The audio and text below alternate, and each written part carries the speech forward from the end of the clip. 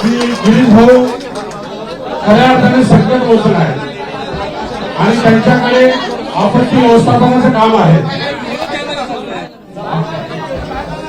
आणि आपत्ती आली तर ते मार्ग काढतात आणि मार्ग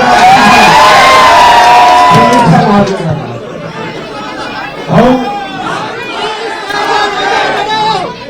आपल्यापर्यंत पक्षापर्यंत काय माहिती दिली मला माहित नाही, पण मी खरंच निष्पाप आहे, समाजाची सेवा करतो, समाजासाठी झटतो.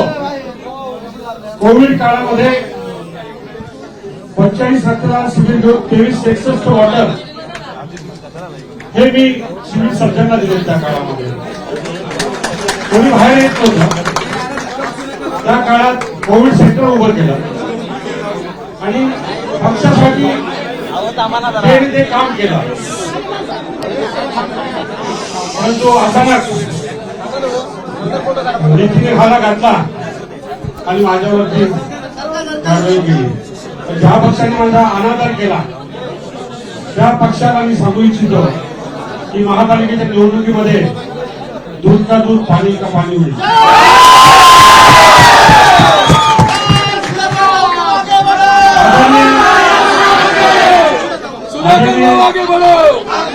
आदरणीय मुख्यमंत्री साहेबांचं मी नागपूरचं एक उदाहरण देऊ शकतो, देऊ इच्छितो.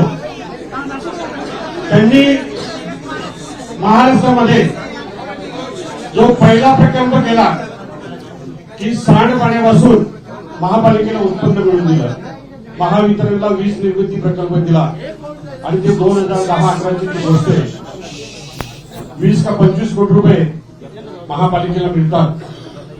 अशी दूरदृष्टी असणारा नेता आज महाराष्ट्राचे मुख्यमंत्री आहे आणि निश्चितपणाने त्यांच्या नेतृत्वाखाली महाराष्ट्राची जनता अत्यंत खुश आहे. आणि भाऊ आपण जे काम सांगाल, बावनकुळे साहेब आपण जे आदेश द्याल, चव्हाण साहेब आपण जे मार्गदर्शन करणार त्याचं मी संतोषाचं पालन करेन, निष्ठेने काम करेन. पक्षामध्ये जी जबाबदारी दिली ती जबाबदारी निष्ठेने पार पाडेल.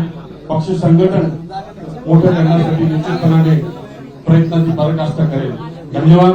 जय हिंद, जय महाराष्ट्र.